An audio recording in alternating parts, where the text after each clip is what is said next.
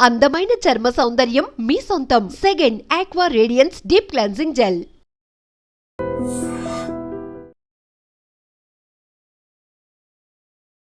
అందరికీ నమస్కారం. మన ఆయుర్వేదం ప్రోగ్రామ్కి అందరికీ స్వాగతం.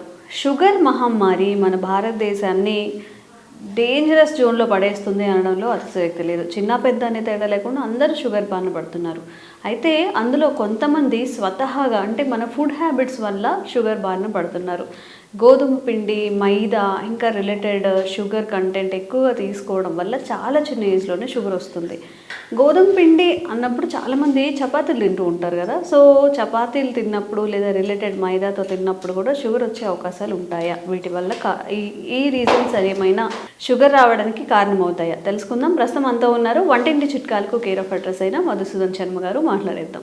నమస్కారం అండి. నమస్తే. చాలా అంటే అపోహలు అనాలా లేకపోతే నిజాలే అనాలో తెలియదు కానీ కొన్ని ఆహారపు అలవాట్ల వల్ల, రైస్ ఎక్కువగా తినడం వల్ల, చపాతీలు ఎక్కువగా తినడం వల్ల, ఏదైనా ఎక్కువగా ఒకటే ఆహార పదార్థాలు తీసుకున్నప్పుడు షుగర్ వస్తుంది అంటారు. సో మీరేం చెప్తారు దీని గురించి? సో ఏదైనా పరిధులు పరిమితి ఎరిగి వాటి మీద అవగాహన కలిగి తీసుకోవడం మంచిదమ్మా. సో రైస్ తీసుకుంటే షుగర్ వస్తుందని చాలామందికి అవగాహన వచ్చింది, అర్థమైంది. చాలామంది చేంజ్ చేసుకుంటున్నారు.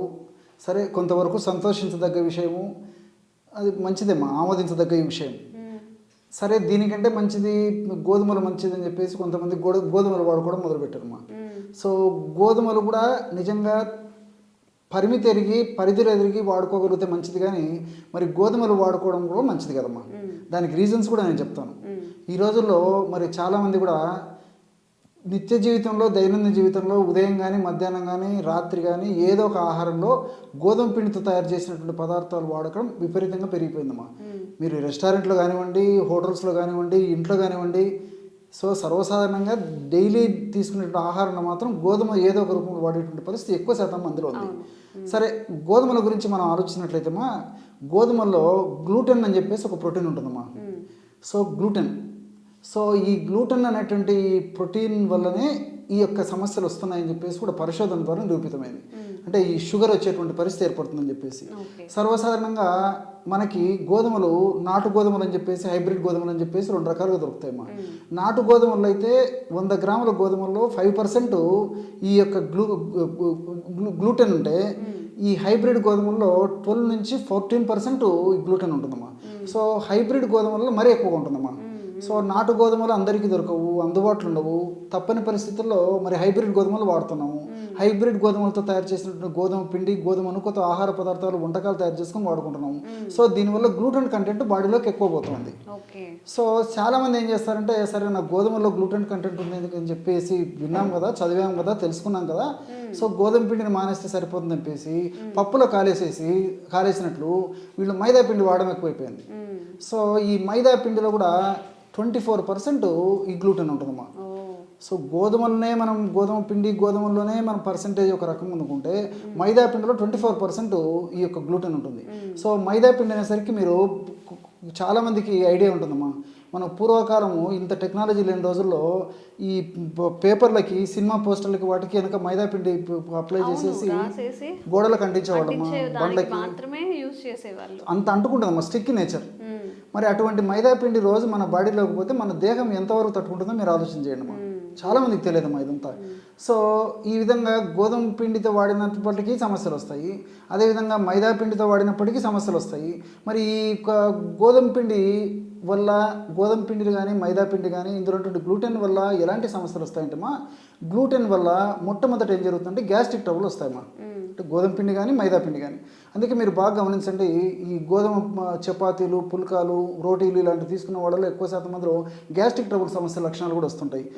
షుగర్ వచ్చేటువంటి అవకాశం, టెండెన్సీ ఉంటుంది. షుగర్ ఉన్నటువంటి వాళ్ళు ఒక తాయన తగ్గదు.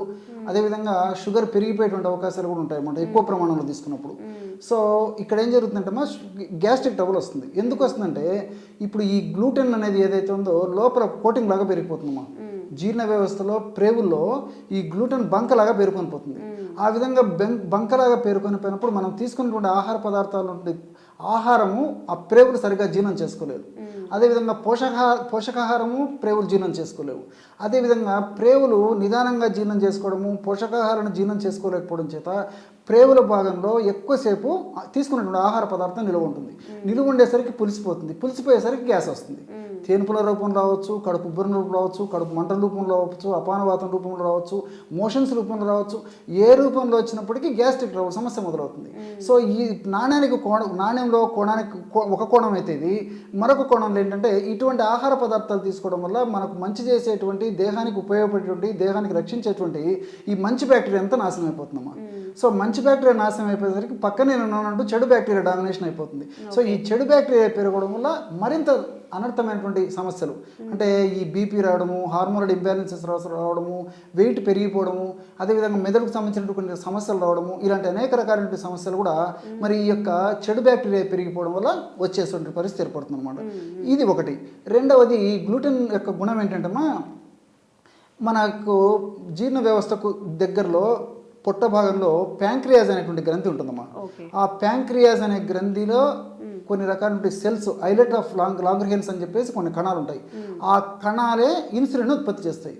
మన దేహంలో మెటబాలిజం జరగాలన్నా, మరి మంచి శక్తి రావాలన్నా ఖచ్చితంగా ఇన్సులిన్ యొక్క పాత్ర ఎంతో అవసరం అనమాట. సో ఇక్కడ ఏం జరుగుతుందంటే ఇన్సులిన్ ప్రొడక్షన్ తగ్గిపోతుంది. మనం తీసుకునే ఆహార పదార్థాలు, ముఖ్యంగా పిండి పదార్థాలు జీర్ణం కావాలంటే ఇన్సులిన్ అవసరం. సో ఇన్సులిన్ ఉత్పత్తి తగ్గిపోతుంది. ఎప్పుడైతే ఇన్సులిన్ ఉత్పత్తి తగ్గిపోతుందో మనం కొద్దిగా ఆహారం తీసుకున్నప్పటికీ అది చక్కెరగా మారి బ్లడ్లో చాలాసేపు ఉండేటువంటి పరిస్థితి ఏర్పడుతుంది. దానివల్ల షుగర్స్ పెరిగిపోయేటువంటి పరిస్థితి ఏర్పడుతుందమ్మా. ఇలా వివిధ రకాల కారణాల వల్ల గోధుమ పిండిలో ఉన్నటువంటి కానీ, మైదా పిండిలో ఉన్నటువంటి కానీ ఈ గ్లూటెన్ వల్ల ఇలాంటి సమస్యలన్నీ కలుగుతున్నాయి. అంటే గ్యాస్ట్రిక్ ట్రబుల్ సమస్య నుంచి మరి షుగర్ సమస్య వరకు కూడా కలుగుతున్నాయి. వచ్చిన సమస్యలు కూడా మరీ పెరిగిపోతున్నాయమ్మా. మరి చాలామంది ఇంకొక విధంగా ఆలోచన చేస్తారు, మరి ఇన్ని సమస్యలు డాక్టర్ గారు చెప్తున్నారు, దీనికి పరిష్కారం కూడా ఏదైనా ఉంటుంది కదా అని చెప్పేసి. సో మనసు ఉంటే మార్గం ఉంది. మరి ఆలోచన విధానం మనం సక్రమంగా సరి చేసుకొని అవగాహన కలిగి ఉంటే వీటిని మనం సక్రమంగా వినియోగించుకున్నట్లయితే ఆ గ్లూటెన్ మనం ఏమి చేయకుండా కూడా చేసుకోవచ్చమ్మా. ఎలాగంటే ఇప్పుడు గోధుమ పిండితో కానీ, తర్వాత ఈ మైదా పిండితో కానీ పుల్కాలు, చపాతీలు, రోటీలు ఇలాంటి తయారు చేసుకుంటామమ్మా. ఇలాంటి తయారు చేసుకున్నప్పుడు ఏం చేయాలంటే, సర్వసాధారణంగా ఇలాంటి తయారు చేసుకున్నప్పుడు మనం ఈ నిల్వ పచ్చళ్ళు కానీ, లేకపోతే ఈ పొళ్ళు కానీ, ఏదో పౌడర్స్ కానీ నంచుకోవడానికి వీటికి వాడుకుంటుంటాం. అదేవిధంగా కాస్త పెరుగు, మజ్జిగ ఇలాంటివి ఏదో మిక్స్ చేసుకొని వాడుకుంటుంటాము. సో ఇవన్నీ ఒక ఎత్తు అయితే, ఆ యొక్క పదార్థాలు రోటీ ఇలాంటివి తీసుకున్నప్పుడు ఏం చేయాలంటే ఇంచుమించు 1/2 కేజీ నుంచి 1/2 కేజీ వరకు ఆకుకూరలు కానీ, కూరగాయలతో కానీ చేసినటువంటి కర్రీస్ తినాలి. సో ఎప్పుడైతే ఆకుకూరలతో లేదా కూరగాయలతో చేసినటువంటి కర్రీస్ మనం తింటామో ఈ పుల్కాలు, చపాతీలు, రోటీలు ఉన్నటువంటి గ్లూటెన్ ఏదైతే ఉందో పేగులకు అంటుకోకుండా ఆ ఆకుకూరలు, కూరగాయలు ఉన్నటువంటి ఫైబర్ యొక్క ప్రభావం చేత బయటికి తోసుకొని వచ్చేస్తుందమ్మా. సో ఎప్పుడైతే బయటికి తోసేసుకొస్తుందో అప్పుడు ఈ గ్లూటెన్ యొక్క ప్రభావం మన బాడీ మీద పడకుండా ఉంటుంది. చాలామందికి అవగాహన లోపం చేత ఇట్లా చేస్తారు. రెండవ ప్రత్యామ్నాయం ఏంటంటే సో కేవలము ఈ యొక్క గోధుమ పిండినే, మైదా పిండినే కాకుండా మల్టీగ్రెయిన్ రోటీస్ కానీ, అదేవిధంగా మల్టీ మిలెట్స్లో కలుపుకోవడం కానీ, లేదా ప్రధానంగా మల్టీగ్రెయిన్స్ అనుకోండమ్మా. ఇవన్నీ గ్రెయిన్స్కి సంబంధించినవి కాబట్టి సో ఈ మల్టీగ్రెయిన్ పిండిలో ఇది కలుపుకొని తీసుకోవచ్చు. ఉదాహరణకి 1 కిలో గోధుమలు తీసుకున్నాం అనుకోండి, 1/2 కిలో రాగులు, అదేవిధంగా ఒక 100 గ్రామ్స్ సోయా అన్నీ కలిపేసి మిషన్లో పట్టించేసి దాంతో పౌడర్ చేసుకొని పిండి రూపంలో తయారు చేసుకొని పుల్కాలు, చపాతీలు, రోటీలు లాంటి తయారు చేసుకొని వాడుకోవడం వల్ల కూడా ఎలాంటి ఇబ్బంది ఉండదమ్మా. అందుకే నేను ఇంతకుముందే చెప్పాను, మనసు ఉంటే మార్గం ఉందని చెప్పేసి. చాలామంది అవగాహన లోపంతోనే ఇలాంటి సమస్యలు ఎదుర్కొంటున్నారు. సరే, ఇవన్నీ ఒక ఎత్తు. కొంతమందికి అసలు గ్లూటెన్ అంటే పడకపోయేటువంటి పరిస్థితి ఉంటుంది. ఇంకొంతమందికి మరి ఈ గోధుమల్లో, మైదా పిండిలో గ్లూటెన్ కొద్ది శాతం వాడినప్పటికీ ఇబ్బంది అయ్యేటువంటి పరిస్థితి కొంతమందికి ఉంటుందమ్మా. ఈ నేపథ్యంలో ప్రపంచవ్యాప్తంగా వివిధ దేశాల్లో పరిశోధనలు జరిగి కూడా మరొక రకమైన కొత్త వీట్ గోధుమలను మార్కెట్లోకి తీసుకురావడం జరిగిందమ్మా. వీటిని బక్ వీట్ అమ్మా. సో బక్ వీట్ గోధుమలు అని చెప్పేసి మార్కెట్లో దొరుకుతున్నాయి. ఈ బక్ వీట్ గోధుమల్లో బొత్తిగా గ్లూటెన్ ఉండదమ్మా. సో దీంట్లో ఫైబర్ బాగుంటుంది, పోషకాంశాలు బాగుంటాయి, మరి శరీరానికి కావాల్సినటువంటి అన్ని న్యూట్రియంట్స్ ఇంచుమించు అన్నీ ఉంటాయి. సో అలాంటి వాళ్ళు ఎవరన్నా కావాలంటే మరి బక్వీట్ గోధుమలు కూడా మనం ఈ రీప్లేస్లో, అంటే గోధుమ పిండికి కానీ మైదా పిండికి రీప్లేస్లో బక్వీట్ గోధుమలతో పిండి కానీ, తర్వాత నూక కానీ తయారు చేసుకొని వాడుకోవచ్చు అమ్మా. కాబట్టి ఈ పద్ధతిలో మరి గ్లూటెన్తో ఇబ్బంది లేకుండా మరి గోధుమలు కానీ, మైదా కానీ, లేకపోతే అవి వద్దనుకుంటే నేను చెప్పినట్టు బక్వీట్ కానీ వాడుకోవడం వల్ల మరి దీనివల్ల ముఖ్యంగా ఏంటంటే ఈ బక్వీట్ గోధుమలు వాడుకోవడం వల్ల ఫ్యాటీ లివర్ రాదు, షుగర్ రాదు. అదేవిధంగా ఈ లివర్ సంబంధించినటువంటి సమస్యలు రాకుండా ఉంటాయి, కొలెస్ట్రాల్ పెరగకుండా ఉంటుంది, బరువు పెరగకుండా ఉంటారు, హార్మోన్ డిస్టర్బెన్సెస్ రాకుండా ఉంటాయి. మల్టిపుల్ బెనిఫిట్స్ కూడా ఈ బక్వీట్ వల్ల కలుగుతాయమ్మా. సో ఒకటి కొంచెం రేట్ ఎక్కువైనప్పటికీ వాడుకోగలిగినటువంటి వాళ్ళైతే బక్వీట్ వాడుకోవడం మంచిది. లేని పక్షంలో నేను చెప్పినట్లు మరి గోధుమ పిండి కానీ తర్వాత ఈ యొక్క మైదా పిండి కానీ ఆల్టర్నేషన్ పద్ధతిలో నేను చెప్పినట్లు వాడుకోవడం వల్ల ఎలాంటి ఇబ్బంది ఉండదమ్మా. ఓకే, సో ఇది కంప్లీట్గా ఎందుకు మనం తినకూడదు, ఏవి తినాలి అని అవేర్నెస్ అనమాట. ఇంకా ఏమైనా డౌట్స్ ఉంటే కామెంట్ చేయండి. షుగర్ రిలేటెడ్ ఎలాంటి డౌట్స్ ఉన్నా కానీ మేము క్లారిఫై చేసే ప్రయత్నం చేస్తాం. థ్యాంక్ యూ అండి. నమస్తే. Sir, one life lesson what medicine has taught you. Whatever you can do without expecting. But I really believe మన పాజిటివ్ యాటిట్యూడ్ ఉంటేనే మనం ఏదైనా సాధించగలం. గట్ని మనం కరెక్ట్గా డీల్ చేసినట్లయితే అది మనకి పాజిటివ్ హార్మోన్స్ని రిలీజ్ చేస్తుంది. షుగర్ వచ్చిన వాళ్ళ పరిస్థితి ఏంటి? పొట్ట దగ్గర పెరిగితే దాన్ని ఆండ్రాయిడ్ అంటారు, ఆండ్రాయిడ్ ఫోన్ కదా. అసలు థాట్స్ ఎందుకు వస్తాయి? బ్రెయిన్ డెడ్ అంటే దానికి ప్రపంచం అంతా కూడా కొన్ని నిర్దిష్టమైనటువంటి లక్షణాలు ఉంటాయి. మానసికంగా ధైర్యంగా ఉంటే క్యాన్సర్ జయించవచ్చు. You are a doctor for a cause sir, అంతే. వాళ్ళకి వచ్చిన ఆదాయం కాకుండా ఫ్రీ సర్వీస్ ఎంతమందికో చేస్తుంది.